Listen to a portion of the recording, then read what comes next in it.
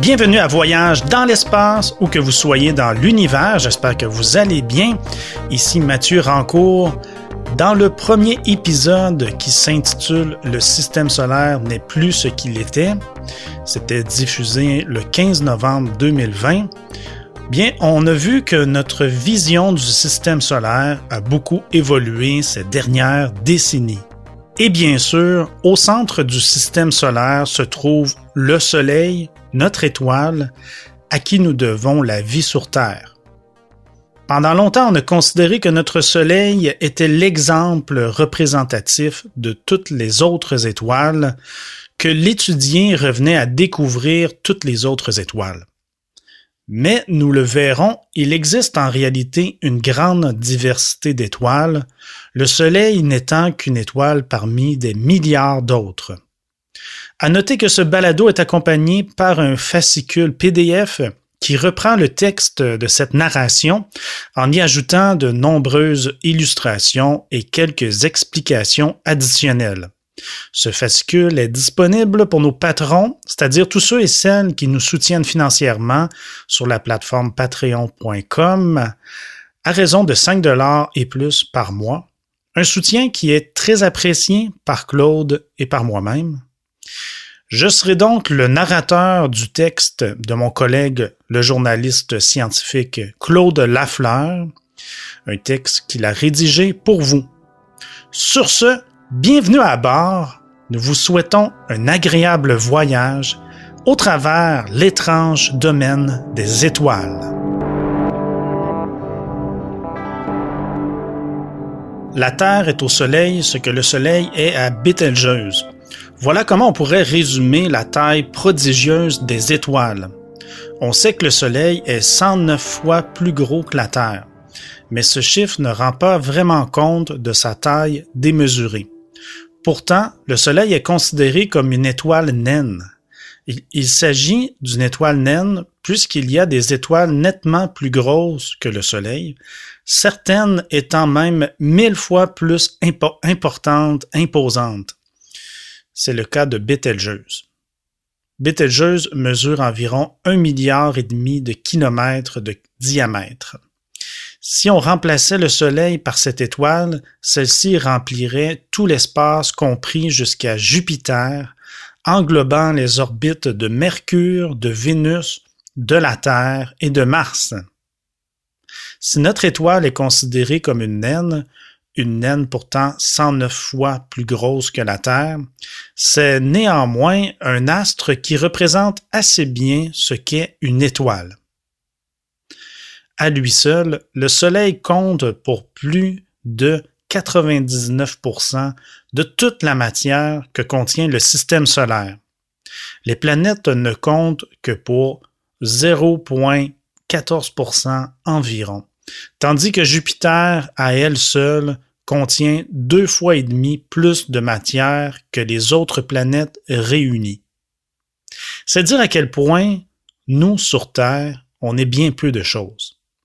Et tout le reste, les satellites naturels, les comètes, les astéroïdes et la matière interplanétaire ne représentent que 0,02% de la matière du système solaire.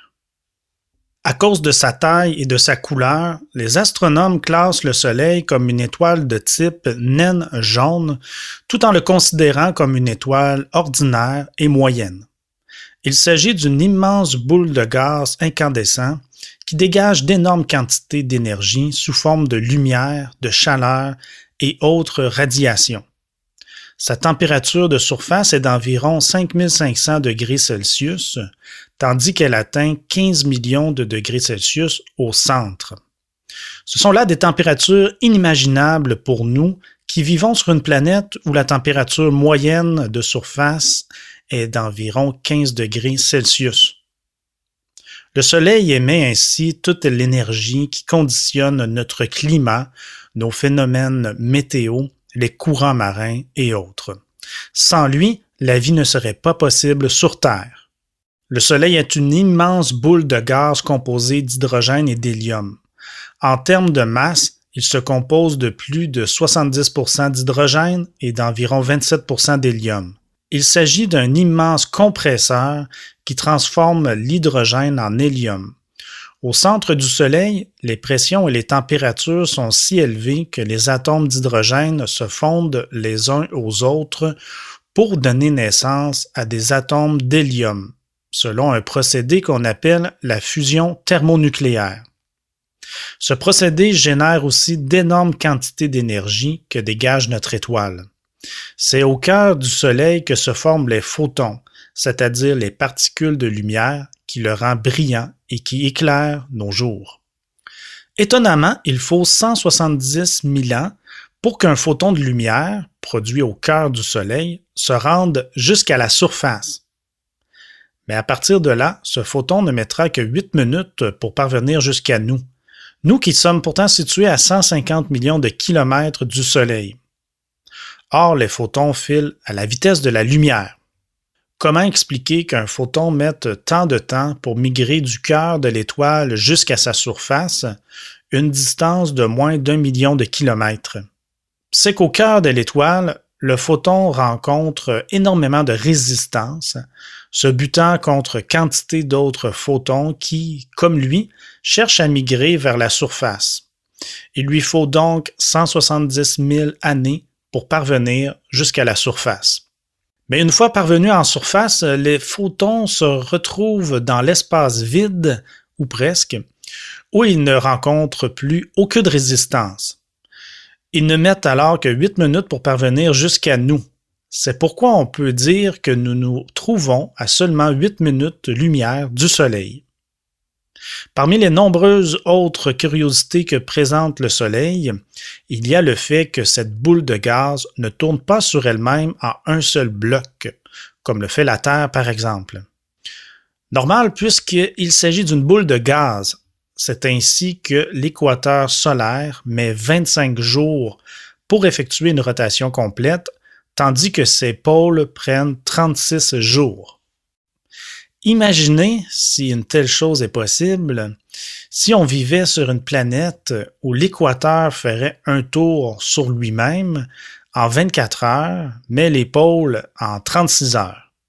Autre phénomène encore plus intriguant, la température augmente lorsqu'on s'éloigne du Soleil. En effet, la température à la surface du Soleil est de 5500 degrés Celsius, comme on l'a vu, tandis que dans l'atmosphère qui l'entoure, elle atteint 2 millions de degrés. Comment est-ce possible? C'est comme s'il faisait plus chaud près d'un feu de camp que dans le feu lui-même.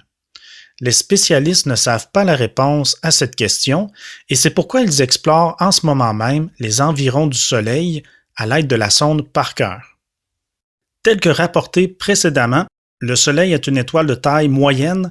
Il existe des étoiles nettement plus volumineuses, des étoiles qui sont 10, 20, 100 fois et même 1000 fois plus grosses. De plus, les étoiles n'ont pas toutes la même couleur. Ainsi, Betelgeuse est rouge, Rigel est bleu, Aldébaran est orange, Sirius est blanche, tandis que le Soleil est jaune. Il existe aussi quantité de minuscules étoiles qui peuvent être de couleur rouge, brune ou blanche. En réalité, ces couleurs témoignent de la température à la surface de l'étoile. D'une manière générale, plus une étoile est chaude, plus sa couleur tend vers le bleu, et plus elle est froide, plus elle tend vers le rouge. En 1912, l'astronome danois Ejdnar Hertzsprung postule que la couleur des étoiles est directement liée à la température de leur surface. Il émet l'hypothèse que les étoiles bleues sont les plus chaudes et les plus grosses, tandis que les étoiles rouges sont les plus petites et les moins chaudes. À la même époque aux États-Unis, et sans connaître les travaux du Danois, Henry Norris Russell avance les mêmes idées. Hertzsprung postule également l'idée que les étoiles commenceraient leur vie en tant qu'étoile bleue pour la terminer comme une étoile rouge, autrement dit, qu'elle s'éteindrait progressivement. Les deux astronomes ont de la sorte conçu un graphique qui a fait sensation à l'époque et qui est toujours aussi pertinent un siècle plus tard. Il s'agit du diagramme Hertzsprung-Russell qu'on considère même comme le plus important diagramme de l'histoire de l'astronomie, puisqu'il nous permet de comprendre la nature des étoiles. Dans le fascicule qui accompagne le balado sur Patreon, on vous présente ce graphique. C'est ainsi que lorsqu'on place sur une grille un grand nombre d'étoiles en fonction de leur éclat et de leur température de surface, on obtient que 90% d'entre elles s'inscrivent le long d'une belle courbe telle qu'illustrée dans le diagramme. On observe ainsi que Rigel figure au sommet des étoiles chaudes et brillantes, tandis que le Soleil se trouve au centre, alors qu'Alpha du Centaure B est une étoile moins éclatante et moins chaude. Au sommet du graphique figurent les étoiles les plus massives et les plus lumineuses. À l'opposé, les plus petites étoiles inscrites au bas à droite du diagramme sont 13 fois moins massives que le Soleil et 10 000 fois moins lumineuses. Si la grande majorité des étoiles s'inscrivent le long de cette courbe, les astronomes ont néanmoins repéré un groupe d'étoiles qui font bande à part. Il s'agit d'étoiles très lumineuses, mais plutôt froides. Ces étoiles figurent par conséquent en haut et à droite du graphique. On y retrouve notamment Bételgeuse, Aldébaran, Antares et Canopus. Les astronomes désignent cette catégorie d'étoiles des géantes rouges. Enfin, il existe un second groupe d'étoiles qui se classe en bas à gauche du graphique, des étoiles qui sont par conséquent peu lumineuses, mais assez chaudes tout de même. On les appelle des naines blanches.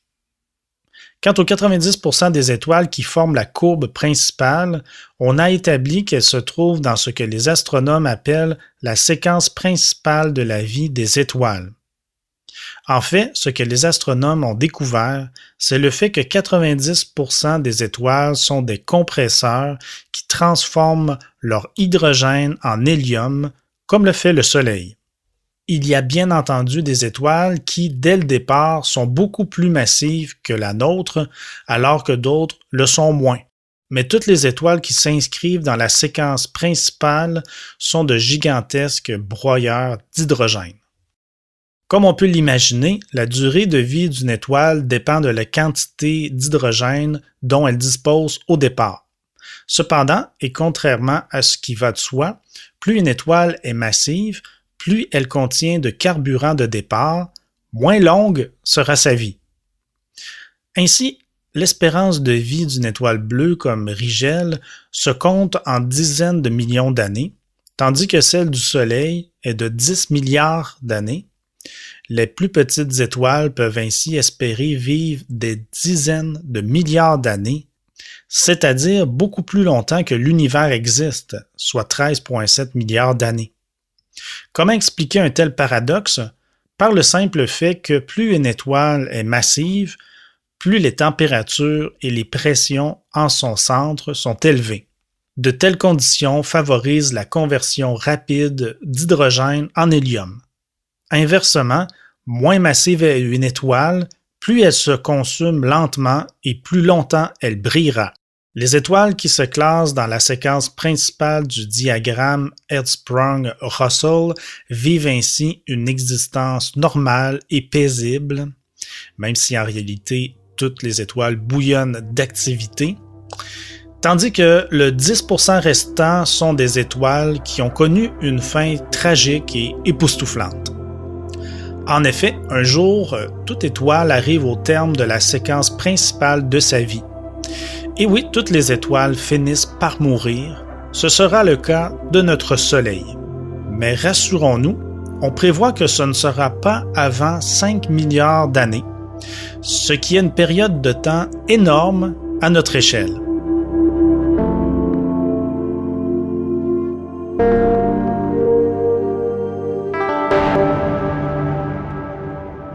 C'est ainsi que se termine le deuxième épisode de Notre univers époustouflant, une série de 6 balados qui va nous faire parcourir tout l'univers. Dans le prochain épisode, Claude va nous expliquer quand et comment le Soleil va finir ses jours et ce qui arrivera à la Terre, une histoire à suivre. Je veux remercier l'arrivée de 2 nouveaux patrons, Gabriel Lambert et Udik Niarjims. Donc, bienvenue à vous, bienvenue à bord. C'est très apprécié. Un grand merci à tous nos patrons, toutes nos patronnes qui nous soutiennent financièrement. C'est vraiment apprécié. Sur ce, où que vous soyez dans l'univers, on vous dit à la prochaine pour un autre voyage dans l'espace.